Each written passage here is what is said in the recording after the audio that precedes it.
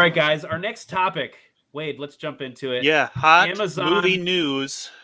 Amazon buys James Bond. This actually happened a while back, but we haven't talked about it and how what is this going to do? What's this going to change about the franchise? Jacob, you said you were hot about it. Jacob, let's jump right in, dude. How you feeling about Amazon? Jeff Bezos. Dude, this photo is hilarious to me. He's like creepily looking over his shoulder. You know, it's funny because this poster could actually be Bond and his Bond villain. James Bond movies, that's perfect. He is a Bond villain. James Bond movies are an event. They come around once every 2, 3, 4 years. It's always fun. Who's the female lead? Who's the villain? What gadgets is he going to use? That's what Bond is all about. Bond is an event. You see Bond at the movie theaters. When Amazon bought MGM, MGM has some interesting properties, but obviously James Bond is their big boy, their big fish. So that turned a lot of eyes. And Cam, you were right. That was like 3-4 years ago, around COVID, I think, when Amazon bought MGM. But Barbara Broccoli, who's the long-time producer, owner of the James Bond series, has long been a guardian and a gatekeeper of the series, and everything that I just kind of laid out, theatrical, things like that are what she was protective of. I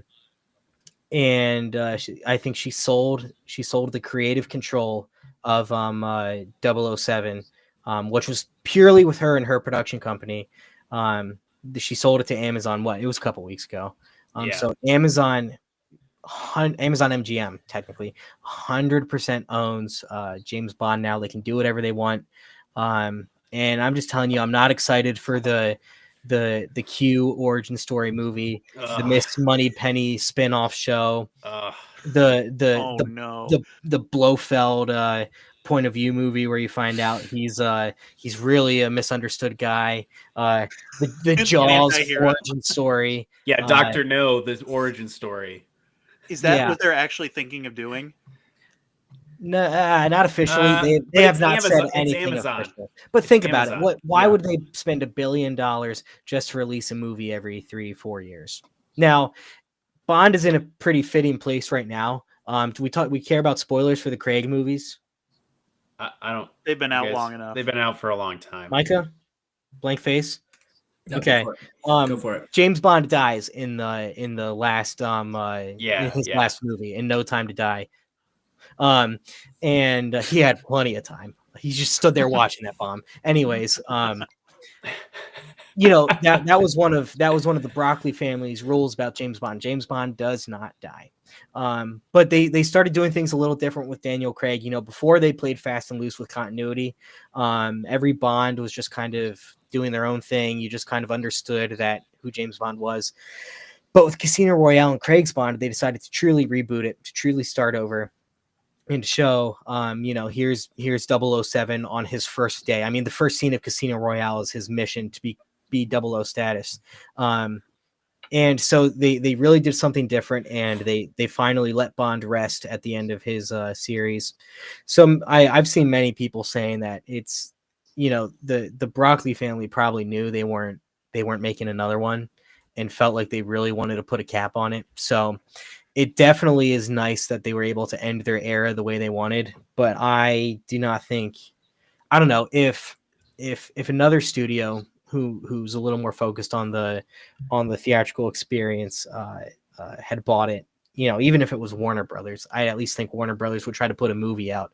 But I just know Amazon's it's all about Prime for them. So I need some more opinions, guys. Anybody else have any thoughts? Yeah, I'm hot about it. Not a good thing. Hot. Gotcha. Here okay, go Micah. Okay. The way I understand it, it's Barbara Broccoli and her stepbrother, and they kind of controlled it together. And her stepbrother was like in his 80s and was essentially like, I'm retiring. So I think I get it that the way I understood it was that he was retiring. Barbara didn't want to kind of go alone. So that kind of was the natural, like, all right, now's the time to sell. The other part is that I believe there's some kind of a joint venture created. So I think they're still going to be profiting off of this as a family for a long time. Dang. But yeah, the number that was quoted was $1 billion. So, as much as you hold on to the IP, there's about 1 billion reasons not to. I think it's interesting from the perspective of like the longest gap that we've had between a James Bond movie is about 6 years, and No Time to Die came out in 2021, I think.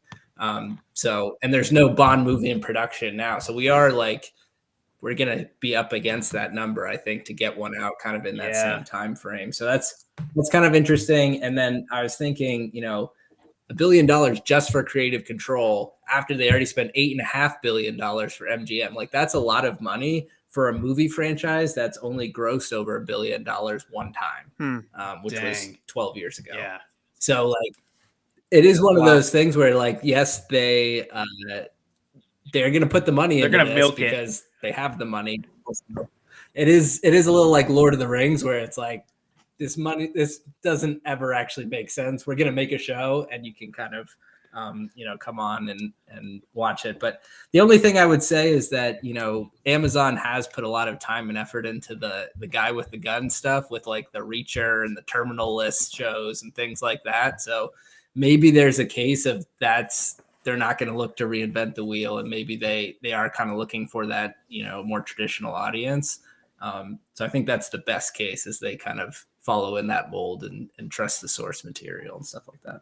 Wade, do you think there's a TV show out there that they could make based off? Like if they did like 007, but it's like the double O's as a whole, and they focus on James Bond in the movies. Maybe they do some side Here's the TV problem. shows. I remember Jacob saying one time about Rings of Power is that they didn't have a story. The people they had didn't have a story written. They came to these people and were like, write a story. And it sounds like this might be a similar case. Like they've now acquired James Bond. They're going to be like, go write a story. It's like, can they write a good show based on James Bond? I mean, if you get the right writer, maybe. But I don't know. That's the thing. Why would they do shows though? Like the movies, I feel like are where the money's at, right? I don't know. Even movies though, I feel like you got to have a good, intriguing story before you green light a movie. They can come up with a new idea, I guess, but I don't know. Yeah, to be fair, a Bond movie is probably the most formulaic thing you can write. But that's why it's fun to have talented writers put their own spin on it. Yeah, I don't know if there's a show. Dude, I want more content. I want a Bond cinematic universe. I want video games. I want a cartoon. I want Log. How you feeling about this? Do you even care about James Bond, Log? I don't know your opinion on it. I haven't seen a lot of them. I've seen a few of them, so I don't have a hugely strong opinion. However, you did mention video games, and I only could think of the classic N64 007 GoldenEye. Bring that game back, remaster it. Remaster it, please. That game is amazing. All right, we got a few comments real quick. Let's jump into it. Maybe we need to cast Jeff Bezos as the next Lex Luthor. I agree. Fits the bill. But also a Bond villain would be pretty good. All right, and then Sam Spencer says, might be a hot take, but I want Idris Elba to play the new James Bond. I can see that. It is. He's not British. It is kind of wild to think about that. We, Craig has been James Bond for almost 20 years now. Like I remember it kind of being a big deal, but I was also 10, so it's like not that big of a deal. It'll be interesting to see how that whole thing kind of plays out, if they go with kind of a known commodity, or if it'll be like a no name when Disney picked, Tom Holland to be Spider-Man. It's like, who's that? It'll be interesting to see what they do there. Which the tough thing, Amazon did release a statement saying James Bond will be British and a male. Like that. They're good. Only going to cast a British guy. Yeah. So I think Idris Elba's not a Brit. I think he's Welsh. Keep it the same. I mean, that's what's done well for years. I don't know, but I think he would be good. Sean Connery is Scottish, so yeah, true. As Close long enough. As from the United Kingdom, on the Isles, one of them islands.